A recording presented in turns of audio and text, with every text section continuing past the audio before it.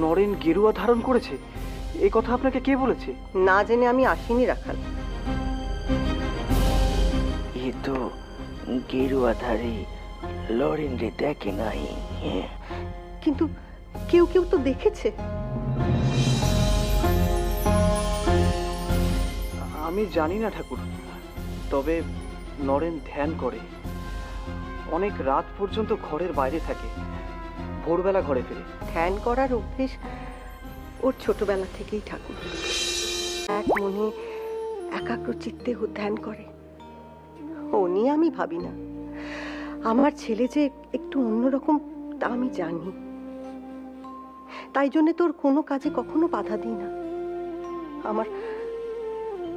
আমার দুই মেয়ে শ্বশুর বাড়িতে অশান্তিতে আছে, ছেলেরা ছোট ছোট, ওর ওপর এত আশা, ও যদি গেরুয়া ধারণ করে সন্ন্যাসী হয়ে চলে যায়। না না না না না মা, এ তারে বলেছে, বলেছে যে সংসারে তোর মা রয়েছে, ছোট ছোট ভাই রয়েছে, ওই তাদের দেখাশোনার ভার তোর যে সন্ন্যাসী হয়ে বিবাহী হওয়া চলেনি রে, চলেনি। কিন্তু ও যে সেইটা নিয়ে ছুটে যাচ্ছে ঠাকুর। নরেনের বাবার যখন 8 বছর বয়স, তখন আমার শ্বশুর মশাই সন্ন্যাসী হয়ে চলে গিয়েছিলেন, আর ফিরে আসেননি। লরেনের ঠাকুর তার মতো লরেন নিরুদ্দেশ হবেনি, এ তোমার কথা দিল।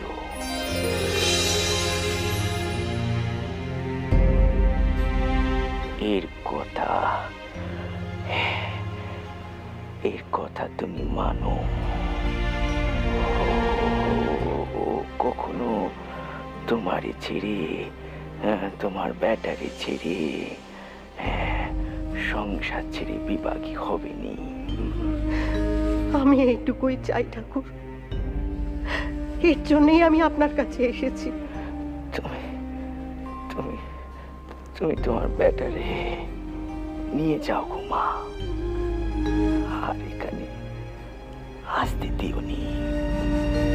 তুমি তারে দিব্যি দিও, তাহলে সে আর এখানে আসবে না ঠাকুর, ও এখানে আসুক, আপনার সেবা করুক, এটা আমি চাই। কিন্তু হে লরেন কোথায়? বাগানে আছে ঠাকুর।